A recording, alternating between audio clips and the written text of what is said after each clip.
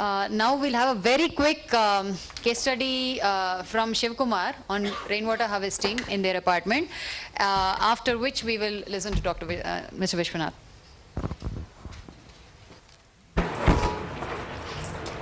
Hello.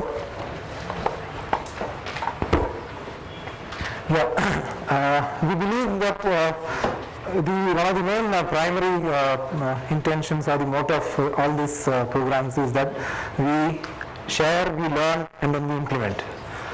So all people who have come from a lot of associations here are actually the change agents who will be there back home discussing with the MC committee through general body meeting, etc. and then implement what we have learned from these. So what we did is exactly the same. Somewhere in December 2012, we had a similar meeting, I think somewhere near Whitefield, where we picked this up. Simple, straightforward. So we are, one of my colleagues is also here, Ashok, who is also from our member. We are about 220 apartments, 2 blocks A and B, 120 and 100. We use about 1.2 to 1.4 lakh liters of water a day. We were dependent on a lot of 4 bore wells. As of today, all the 4 are dry, not a single drop of water. So approximately we buy about 22 tankers a day of 6,000 liters capacity, which comes to about 140 to 160 liters per person per day, approximating about 4 people live in a flat. So about 140 to 160 liters per day. We have, unfortunately, fortunately or unfortunately, we got an STP plant, but it's not connected to the flushes. So it is then pushing the entire water out as of now. So what is happening now is we have an RO plant which has got a wastewater which is going to be flushes. In one block. So this is the scenario where we were at. Since we did not have a rainwater harvesting system at all, the pipings, everything was not at all supporting the rainwater harvesting mechanism. So we went back from this meeting. We decided let's go for it because now it's mandatory for getting a connection or whatever reasons we wanted. We said let's go for it, let's spend and then make it happen. Went back and discussed and then I skipped these statistics which I'm not sure. We have got about the rainfall, we have got about 60 days of rainfall in Bangalore, the statistics says in a year, 60 days of rainfall. And you can find somewhere in the month of May we have got good rain. This is all from the meteorological department statistics. In the month of May we got good rain, somewhere in July, August, September, October. This is how and it falls in November, December and very meager in January, February, March. So this is the scenario. In the last year, somewhere near April, we said we are going to get good rains in the month of May, and let's go for a rainwater harvesting implementation. We took a decision and the general body meeting went ahead, and some of the points which we wanted to be very sure of is that let's go state by state. Let's not spend the whole time and find out. Now let's pilot it in one block, which is the B block, which has got about 120 apartments, so 100 apartments, and then go for an A block. So we start, and then we'll go state by state. We'll go for a long-term investment, and we want something which gives benefits immediately. We don't want to wait for spend and then wait for years to be able to get the benefits. So let's go for a method by which we'll get water immediately from the rain. So what we did here was initially the entire grey water and the commode water, everything used to go in the same STP treatment plant. And the rainwater also is going to the same STP treatment plant. This is what's happening in our apartment earlier. So we had to redo the entire piping from the terrace pipe which joined the STP in the water line. We split it there. You can see the pipes were earlier, we cut it somewhere in the middle and then took a pipe which goes to the rainwater harvesting filters, which is called rainy filters, which some people are using. There are other conventional methods of, like morning person from SSB was saying, you got the sand filter, charcoal filter, etc. What we use here is only a rainy filter which splits the good water and bad water goes into the RO wastewater tank. I'll show you that. So you can see this pipes leading from the terraces. It's a long block from it. So all these are the rainwater pipes. So from the top it comes, it joins here. From every outlet, it goes to the rainy filter area. The same piping. So all these pipes come to this location where we've got three filters in parallel, which is called the rainy filter. We have got the pipes come here and go into the filter, and you have the straight pipe which goes to this is the wastewater which goes, and this is the filtered water which goes to directly our tank. So there is no water which is going to any pit or anything. The 100% water that falls on the terrace goes in either into the RO wastewater tank or into the freshwater tank, totally. There is nothing that goes into the ground. So it's always there is a percentage of water. About 70% of the water when the filtration goes to the freshwater tank, and 30% which is having the contaminants. So in general, the rainwater does not contain anything which is bad. And the RO water wastewater tank also keeps something in every rain. And the RO wastewater is going into our flushes. So when it rains in a day about 30 minutes to 45 minutes, on that day we get about 4 tankers, 3 to 4 tankers roughly you can say. What about the pigeon droppings? Yeah? Pigeon droppings on top. It's generally it goes in the first rain. You don't, But even during the rain, pigeon droppings do come, right? But after the first rain also, pigeons do come on the terrace and do droppings. They will come back, right? Yeah. So what is happening? I think this filtration, whatever filters they have given, it is supposed to filter out these contaminants from that. Solids. You are taking the terrace water. What about the groundwater? No, we have started here. That's all. We have not gone to the next level.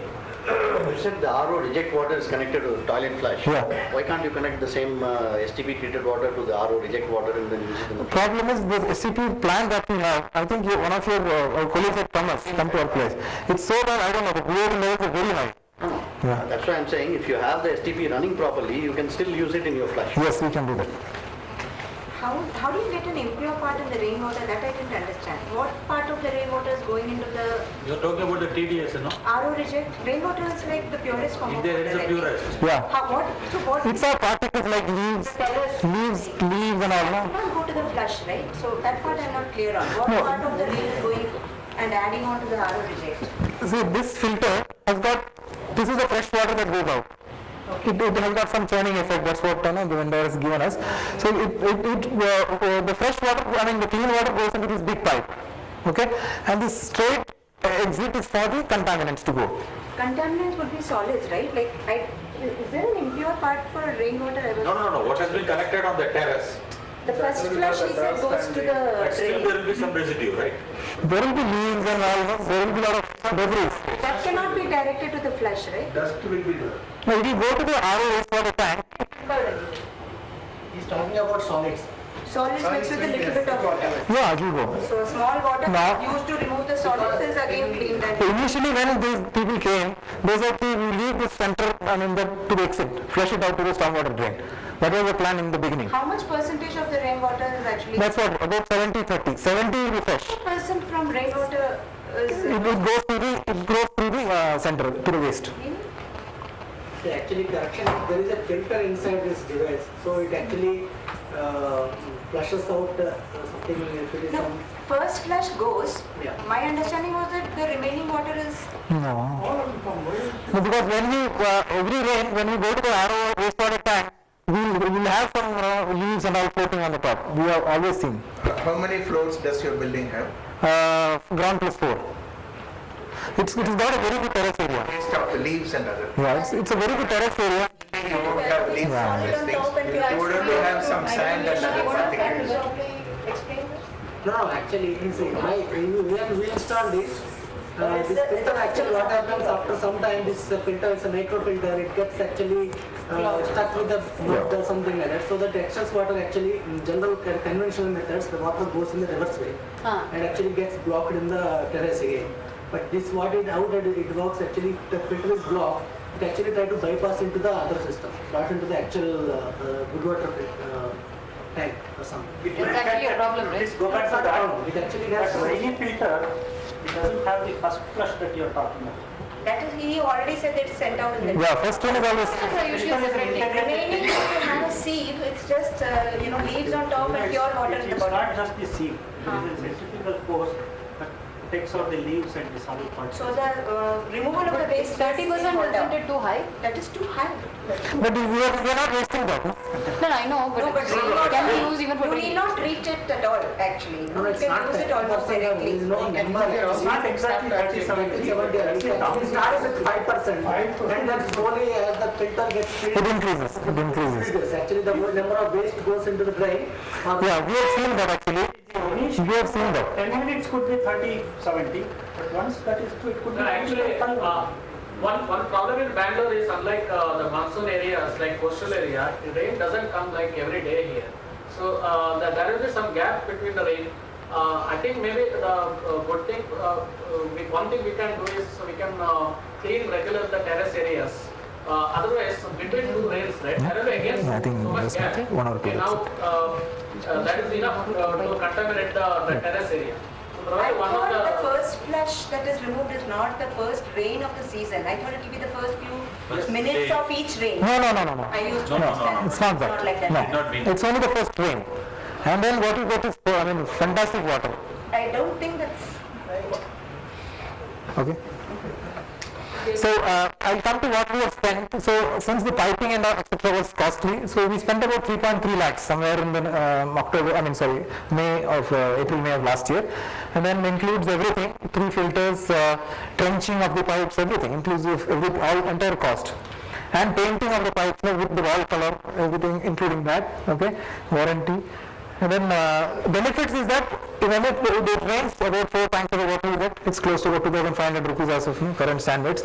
In a year, it will be reduction in tanker expenses during rainy season. You can clearly say if it rains yesterday, the next day when you take bath, you get a lot of froth on the soap. When you take bath. Unlike, hard water. Clearly, you can clearly feel the difference. And then break even about 3 years. When you get 2,500, 60 days of rain, you easily make a savings of 1 lakh per annum. So about 3 or 4 years you break even the money that you have spent. Minimal maintenance, as we said, you have to clean the filter once in 1 or 2 months. Otherwise, the reject water will be more. Helps in all the mandatory, more than everything else. When it rains, as a community, we feel so happy that we collect about 3 to 4 tankers on the day. So that's all I wanted to share with you. The first thing that I said was I've been attending a lot of workshops like this, and unless we make it, go back and discuss with our community, take a decision and go forward, it's all not going to work. So that's what I want to share. Let's go back, be a change agents, and then make something happen at our community. Thanks. Thank you, Shivkumar. Actually, what we invest is like our tank capacity is less. So if heavy rain happens, we don't have enough capacity to store the water. Okay, now let's come back to some of these points after Mr. Vishwanath has his presentation. We are very happy to have Vishwanath with us. He's more popularly known as Zen Rainman, if you've been following his tweets or on Facebook. He is the director of Bio-User Fund. Thank you so much for the presentation. Thank you, Shivkumar.